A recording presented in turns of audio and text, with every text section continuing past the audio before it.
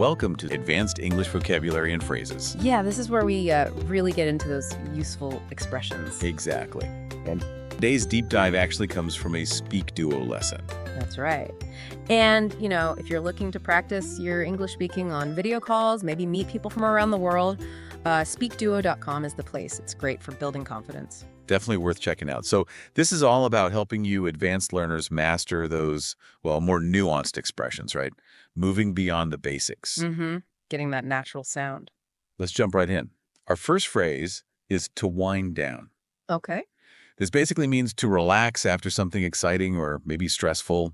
For instance, after the exam period, I usually need a few days to wind down. Right. And the nuance here compared to just relax or unwind is interesting. Oh, how so? Well, wind down really implies a gradual process. It's like you're easing out of a high-intensity state. Ah, okay. Like shifting down gears. Exactly. It's not just switching off stress instantly, because you can't really do that, can you? It's more about letting your system sort of cool down, a transition period. That makes a lot of sense. It's not just stopping, it's slowing. Precisely. So thinking about that, what's your favorite way to wind down after a busy day? Take a moment to think about it yourself.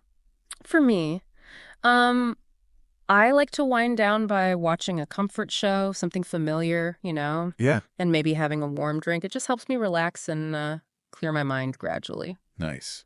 Okay, let's switch things up from relaxing the mind to, the kitchen. Oh, I like where this is going. Our next phrase is to crisp up. Mm-hmm. This means to become or make something crispy, Mm-hmm. usually through cooking, right? Yeah. Baking, frying, toasting. That perfect texture. Yes. Yeah. Like these fries will crisp up if you leave them in the oven a bit longer. We all chase that perfect crispiness. We do, and crisp up is more specific than just, say, to brown or cook until crunchy. Crisp up points to that specific light, brittle texture, the kind that makes a satisfying sound when you bite into it. Oh, yeah, that crunch. Exactly. It's not just about color or firmness. It's about that specific crispness. It feels, more achieved, culinarily speaking. Culinary achievement. I like that. So what's your favorite food that crisps up when cooked? Give it a thought, listeners. Hash browns. Definitely hash browns. Oh, good choice. They crisp up so well on the outside, but they stay all soft inside. That contrast is just perfect. Agreed. Mm-hmm. Okay, next phrase. To get flustered. Ah, yes. A feeling many of us know. Think so.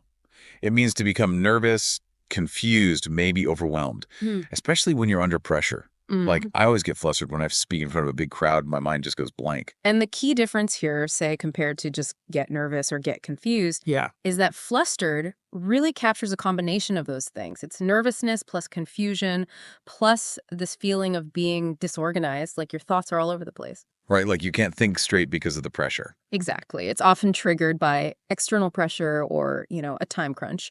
And it's usually about how you feel, less about making someone else flustered. It's more of an internal reaction. That makes sense, that feeling of your thoughts scattering under pressure. Yeah. Have you ever gotten flustered in an important situation? Oh. I know I have. Take a second to think if you have too. Oh, absolutely. Yes. I got really flustered once during a presentation. For a moment, I just completely forgot what I was supposed to say. My mind just went poof. Well, Yeah, it was just for a moment, thankfully. But yeah, that feeling, that was definitely being flustered. okay, let's move to something a bit more physical.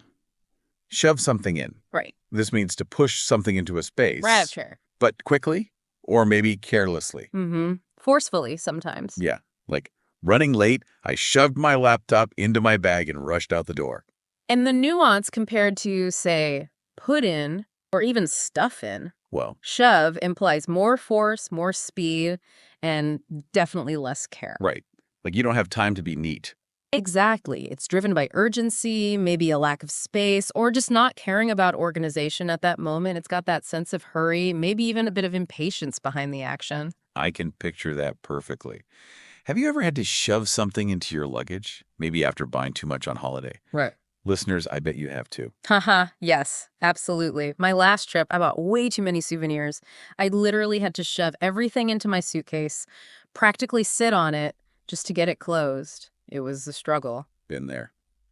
Okay, next up, a really useful set. Pop over. Pop in or pop out? Ah, the pop verbs. Very British English, but used elsewhere too. Yeah, they mean to go somewhere quickly or briefly, like, I'll just pop over to the store and grab some milk. And the key feeling with these pop verbs is informality. Right.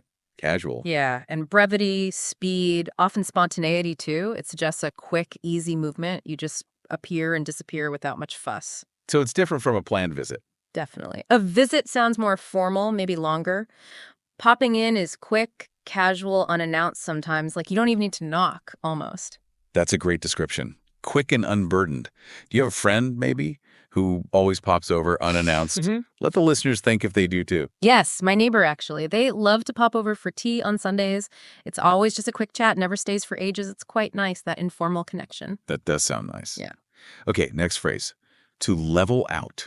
Okay. This means to become more balanced or stable. Like, the soup tasted salty at first, but it leveled out after simmering. Yeah. Things finding equilibrium. Exactly. And level out often suggests a process, something that was maybe intense or fluctuating or uneven. Yeah. It gradually settles down. It becomes more consistent, calmer, more balanced. Like it's finding its natural resting point after some turbulence. Finding its resting point. I like Yeah, you hear it with emotions, stock prices, even Mhm. like your example, the flavor in a soup. It's about reducing that variability. Okay.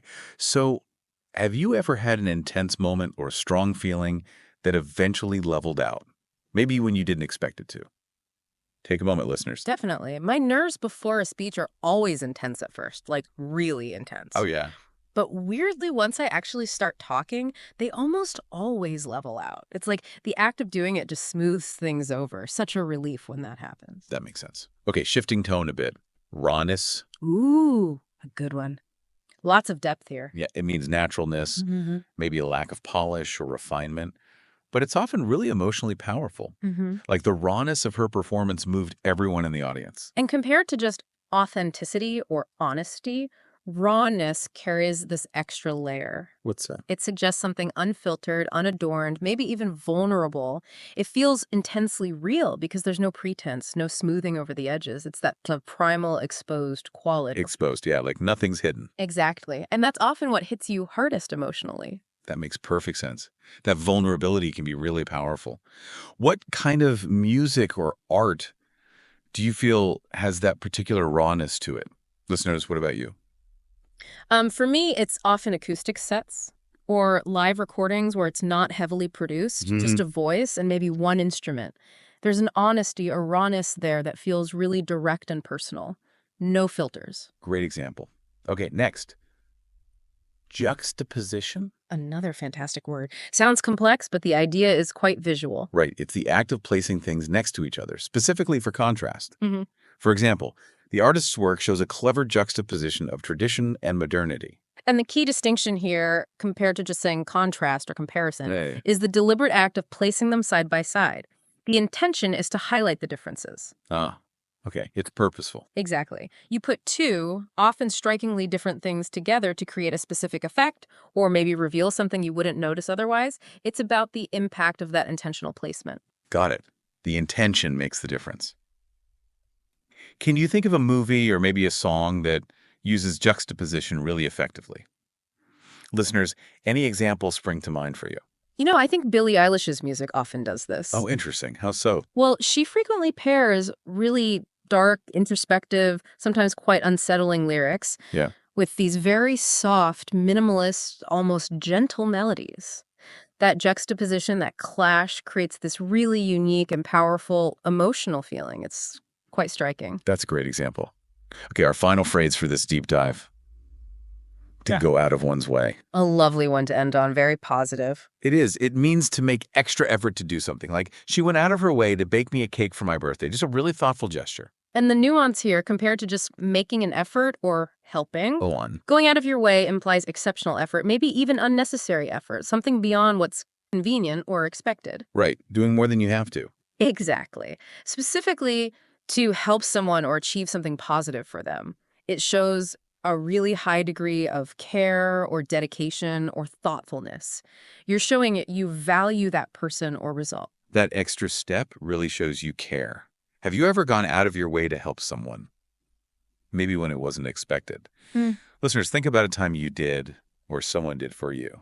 I remember once seeing a tourist looking completely lost and confused with a map. I wasn't actually going in their direction at all, but I went out of my way, walked with them for several blocks until they found their hotel. Oh, that was nice of you. It took maybe 15 minutes extra, but seeing their relief made it totally worthwhile. It's those little extra efforts, you know? They really do make a difference. Okay. Okay, wow, we've covered some really useful, nuanced phrases today. Yeah, understanding these subtle differences really elevates your English. Absolutely. So, now let's see how well these ideas have stuck. We got a quick quiz, no pressure, just a chance to check your understanding. Ready when you are. Okay, I'll read the question and the options. Give yourself a moment to think, and then we'll reveal the answer. First question, what does it mean to wind down? Is it A, to fall asleep after a long conversation, B, to reduce time spent on unnecessary tasks, or C, to relax after a period of activity or stress? Take a moment. Okay, the correct answer is C, to relax after a period of activity or stress. Remember, it emphasizes that gradual transition from high energy to calm. Perfect. Question 2. When food crisps up, what happens to it? A, it gets coated in sauce and served hot. B, it cools off after being taken out of the oven. Or C, it turns crunchy due to heat or cooking. Think about that texture. The answer is C, it turns crunchy due to heat or cooking. It's all about getting that satisfying, maybe even audible crunch. Excellent. Question 3. If you get flustered, what are you likely experiencing? A, you get annoyed at someone for being too late. B, you become nervous and disorganized under pressure. Or C, you feel calm but distracted during a task. That mind blank feeling. Right, the answer is B. You become nervous and disorganized under pressure. It's that mix of anxiety and confusion when you're feeling stressed. Got it. Question 4. What does it mean to shove something in? A, to push something quickly or carelessly into a space. B, to carefully place something in a small space. Or C, to hide something from others by removing it. Think about the action. The answer here is A, to push something quickly or carelessly into a space. Remember the implication of urgency or lack of care. Okay, halfway there. Question 5. What does it mean if someone pops over? A, they visit briefly and informally. B, they call before arriving at your house. Or C, they check in without an invitation. Think casual. And the answer is A, they visit briefly and informally. It's all about that quick, casual, often spontaneous stop by. Great. Question 6. What does it mean if something levels out? A, it is returned to its original condition. B, it becomes less intense or more stable. Or C, it gradually stops being interesting or useful, finding that balance. The correct one is B. It becomes less intense or more stable, like emotions or flavors settling down after being high or uneven. Nice. Question 7. What does rawness usually suggest in an emotional context? A, a lack of experience and effort in performance. B, a deliberate decision to avoid showing emotions. Or C, an intense honesty or emotional authenticity, that unfiltered feeling. C is the answer, an intense honesty or emotional authenticity. It's about that powerful, unfiltered, sometimes vulnerable quality. Perfect. And our final quiz question, number 8. What does juxtaposition refer to? A, a clash between two characters in a story. B, the act of placing contrasting elements side by side. Or C, a way of hiding one thing behind another element, that deliberate placement. And the answer is B, the act of placing contrasting elements side by side. It's all about using that placement to highlight differences or create an effect. Fantastic. Hopefully that quiz helps solidify those meanings for you. So what does this all really mean for you? Well, mastering these kinds of nuanced phrases, it isn't just about sounding, more advanced. No, it's more than that. It really is about connecting more deeply with people, expressing yourself with greater precision, more emotion. Think about it. How can these small shifts in the words you choose actually transform a conversation? It lets you share exactly what you feel or mean. That's absolutely right. And continuously expanding your vocabulary with expressions like these is just so key for clearer, more confident communication in English. It really is. And remember, learning them is one thing, but using them is how they stick. Practicing in real conversations, maybe like the ones you can have on SpeakDuo, that's what makes them become natural. Couldn't agree more. So keep exploring, keep listening, keep learning, and keep diving deep into this fascinating language. Until next time.